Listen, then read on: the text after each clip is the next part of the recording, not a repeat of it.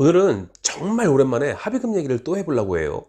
2021년 10월 버전, 그리고 아주 왕초보 버전. 정말 아무것도 몰라도 이 정도는 좀 알아두면은 합의를 조금이라도 뭐 원활하게 할 수 있지 않을까, 그런 정도의 정보만. 이 영상의 뒤쪽에는 좀 더 자세히 설명을 하겠지만 최소한 이것만은 좀 알아뒀으면 좋겠다라는 정도. 뭐 괜히 뭐 공식이 뭐 이렇게 떠보면 저거 줘봤자 이건 어떻고 저건 어떻고 어렵잖아요. 그거 다시 공부하려면은 용어도 힘들고 뭔 소리인지도 잘 모르겠고 다시 이거 다 일일이 찾아보고 싶지도 않고 뭐 그냥 뭐 한 줄로 딱 정리해 줬으면 좋겠다. 요즘은 일단 합의금이 160부터 시작이라고 알고 계시면 돼요. 160이 아니라 160부터라고. 이 정도만 알고 있어도 보험사에서 뭐 70만 원을 주겠더니 뭐 어쨌든 이럴 때 내 친구는 160만 원 받았다고 하던데 나는 그것보다 더 받고 싶은데? 이런 정도 시도는 해볼 수 있잖아요. 제가 유튜브를 처음 시작하던 게 벌써 한 3년 돼가나? 그때 합의금을 잘 모르시니까 환자분들이 그래가지고 휘둘리는 걸 보고서 답답해가지고 통계를 대략적으로 내가지고서 대충 통원 치료만 한 환자분들은 120에서 150 정도는 받는다, 이것만 기본으로 좀 알고 계시고, 그리고 이제 나중에 이제 하나하나 이제 그 원리에 대해서 설명을 해준 적이 있었는데, 그러니까 뭐 잘 몰라도 그 정도는 받으면 되겠다 이거지. 합의금은 그때그때 상황에 따라서, 합의금은 그때그때 시대에 따라서, 시기에 따라서 환율이라든지 돈의 가치라든지 뭐 바뀔 거 아니야 당연히. 그랬다가 뭐 한문철 변호사님 영상 중에서 뭐 전치 2주면은 70만 원인가 100만 원인가 받으면 된다 뭐 이런 얘기 하는 걸 보고서 그거 아닌데? 라고 반론을 했다가 욕 뒤지게 먹었지. 감히 한문철 변호사님 그분의 말씀에 토를 다냐고. 아니, 경상 환자 합의금은 내가 더 잘할 걸 아마? 하여튼 어려운 거 다 빼고 일단 요즘 요 근래 들어서 합의금을 얼마나 받는지를 알고만 있어도 그래도 처음이면은 뭐 협상할 수 있는 건덕지가 생기는 거잖아. 하다못해 만약에 내 옆집 아저씨가 160 받았다는 걸 알았어. 그럼 나도 그 정도는 받을 수 있을 것 같잖아요. 그래서 적어도 합의금은 160, 어디까지 했지? 하여튼 요즘은 합의금이 160부터 협상을 시작하는 경우가 많더라 라는 것만 알아도 협상하는데 좀 도움이 되겠죠. 이게 딱 부러지게 160 뭐 이렇게 얘기 안 하고 왜 160부터 라고 얘기를 하느냐. 그러니까 제가 환자분들한테 뭐 합의금 얼마 받으셨어요 뭐 이렇게 얘기할 수는 없다고 했잖아요. 심지어는 합의금을 받았다는 얘기는 대체로 합의가 끝나고 치료를 안 받고 있는다는 얘기인데 뭐 물어볼 기회가 많지 않겠죠. 그러니까 나는 환자분들의 그 합의금에 별 관심이 없는데 근데 계속 교통사고 환자분들을 보다 보니까 환자분들도 조금 답답할 테니까, 그러니까 물어보시는 경우가 많아요.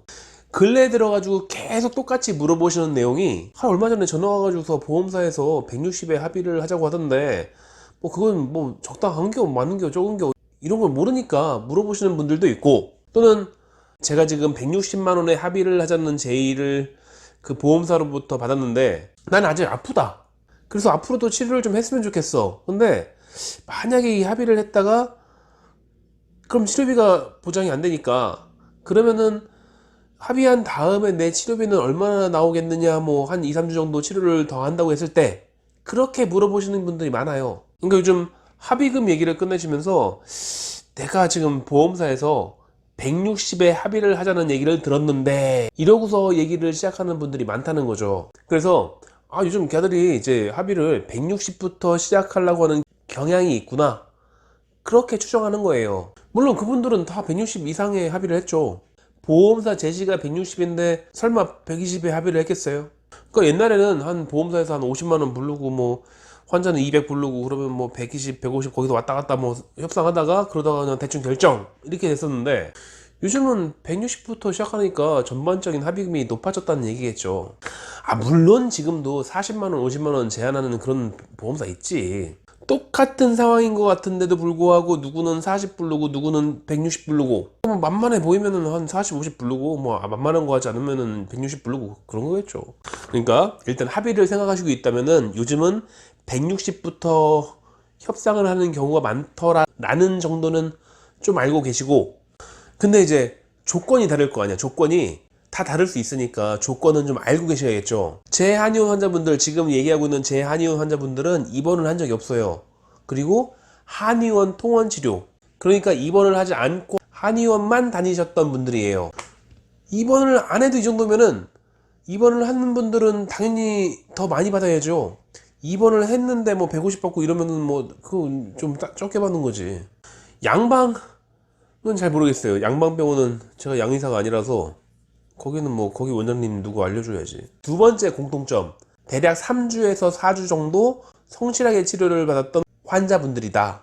그러니까 뭐 사고 난 지 3, 4주 됐지만 치료를 받을 필요가 거의 없을 정도로 경미한 사고이기 때문에 치료를 받은 적이 거의 없다든지, 그런 분들은 합의금이 줄어드는 게 보통이겠죠. 또는 침은 아파서 싫어, 한약은 써서 싫어, 주사도 아파, 진통제는 몸에 해로울 것 같아, 이래서 치료를 다 거부하신 분들은 그거 안 아프다는 소리잖아요. 그거 그럼 좀 합의금이 줄겠지.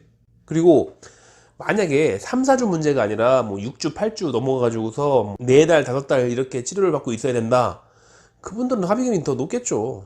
세 번째 공통점, 부상 등급이 12에서 13등급 이라고 말하면 좀 어렵지 또. 그러니까 살갗을 까진 것보다는 더 다쳤고 뼈에 금 간 건 아니고 그런 거, 그 사이에 있는 거, 그 정도 다친 분들이 그렇게 받은 거예요. 그러니까 뼈에 금이 갔다는 소견이 있었으면 합의금이 훨씬 더 높아야 될 테고, 만약에 그냥 살갗이 까져가지고서 소독만 조금 뭐 발라주고 뭐 이것만 했다, 이런 정도로 끝냈다, 그러면 합의금이 적은 게 보통이고. 그리고 늘 얘기하지만 제가 지금 한 전체적인 내용 중에 공통점이, 첫 번째 공통점이 입원을 안 했던 환자잖아요. 그러면은 연봉이 상관이 없어요. 그러니까 무직, 가정주부, 학생, 취준생 다 상관없어. 아니면 다 똑같아. 백수나 회사원이나. 마지막으로는 천안 지역이에요.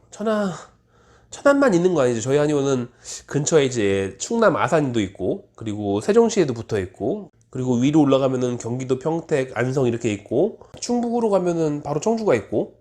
그러니까 저희 한의원에는 다른 그 이 주변에 있는 환자분들도 오시는데, 그래도 역시 천안 분들이 훨씬 더 많겠죠. 그러니까 천안 지역 그 근처쯤이 그런 것 같다, 다른 데는 모르겠고. 자, 이런 기본은 알겠죠. 이런 일반적인 저희 환자분들의 평균적인 상황일 때 그때 받는 합의금이 160부터 협상을 시작하더라. 그러면은 그럼 본인 상황을 잘 고려해 가지고서 협상하세요. 확실히 옛날보다는 합의금이 좀 넉넉히 주는 경향으로 바뀐 것 같아요.